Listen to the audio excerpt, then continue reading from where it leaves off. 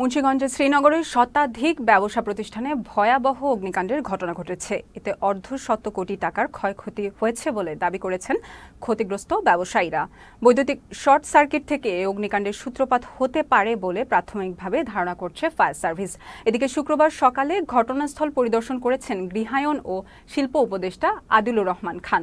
অগ্নিকাণ্ডের ঘটনায় জোরালো তদন্ত চলছে বলে জানিয়ে ক্ষতিগ্রস্ত ব্যবসায়ীদের দ্রুত সহযোগিতার আশ্বাস দিয়েছেন উপদেষ্টা। এর আগে বৃহস্পতিবার রাতে আগুনের সূত্রপাত হয়। মুহূর্তেই আগুনের লেলিহান শিখা বাজারের বিভিন্ন ব্যবসা প্রতিষ্ঠানে ছড়িয়ে পড়ে।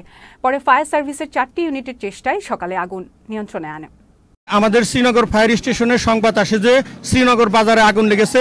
সাথে সাথে শ্রীনগর ফায়ার স্টেশনের 2টা টিম ঘটনাস্থলে পৌঁছায় এবং মুন্সিগঞ্জ, লৌহজং এবং সিরাজদি খানের টিম, মোট 6টা টিম কাজ করতেছে। আগুনের তীব্রতা কমে আসছে, কোনো সমস্যা নেই। আমরা আশা করছি খুব তাড়াতাড়ি ফায়ার সার্ভিসের রিপোর্টটা পেয়ে গেলে কারণ যেটা জানতে পারবো, তখন ব্যবস্থা নিতে পারবো। আমি এই দুর্যোগ ব্যবস্থাপনা এবং এই ত্রাণের যিনি উপদেষ্টা আছেন তার সঙ্গে কথা বলে এসেছি।